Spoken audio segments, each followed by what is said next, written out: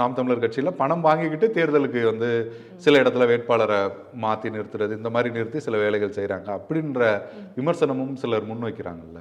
அது ஒரு ப்ரூஃப் இருந்தால் கொடுங்க, ப்ரூஃப் இருந்தால் காமிங்க, இந்த மாதிரி பண்ணுறாங்க, இந்த மாதிரி தவறுகள் நடந்திருக்கு அப்படின்னு சொல்லி நீங்கள் உங்களால் குற்றச்சாட்டு மட்டும்தான் செய்ய முடியும். அதற்கான ப்ரூஃப் இங்கே இல்லை.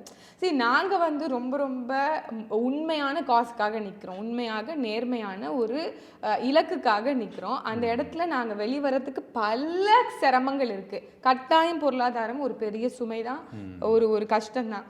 இது வந்து ஒட்டுமொத்தமாக கட்சி, உங்களுக்கு தெரியும், என்னுடைய தந்தை தமிழ் முழக்கம் ஷாலமீர் அவர்களும் சரி, இல்லை ஐயா மணிவண்ணன் அவர்களும் சரி, இல்லை ஐயா சந்திரசேகர் அவர்களும் சரி, எல்லாரும் இவங்களோட சேர்ந்து பலரும் இல்லையா, எல்லாரும் சேர்ந்து கஷ்டப்பட்டு உருவாக்கின கட்சி தான். அவங்க யாருமே வந்து என்ன சொல்றது, இவங்க அவங்கன்னு தனித்தனியா இல்லை, எல்லாரும் கன்ஸ்ட்ரக்டிவா ஒன்னா சேர்ந்து ஒரே கொள்கைக்காக ஒரே இலக்குக்காகத்தான் இந்த கட்சியை அமைச்சாங்க, இந்த கட்சியை உருவாக்குனாங்க. அதுலலாம் மாற்றுக்கிறதுலாம் இல்லை. அவங்களுக்குலாம் தெரியாம ஒரு வேலை நடந்திருக்குமா?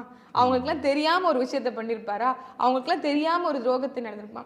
உண்மையாகவே தாய்மாமன் சீமான் அவர்கள் என்னுடைய தந்தையுடைய சொல்ல பல இடங்களில் கேட்டிருப்பாரு அப்படிங்கிறது எனக்கு நிறைய நம்பிக்கை இருக்கு. ஏன்னா எனக்கு தெரியும் அவங்க ரெண்டு பேருக்கும் இருந்த ஒரு உறவு எவ்வளவு அந்யோன்யமான ஒரு நம்பிக்கையான ஒரு உறவு அப்படிங்கிறது எனக்கு தெரியும். ஆச்சி கொழுக்கட்டை மாவு வந்தாச்சு. ஆச்சி கொழுக்கட்டை மாவிற்கு கொழுக்கட்டை அச்சை கேட்டு வாங்குங்கள்.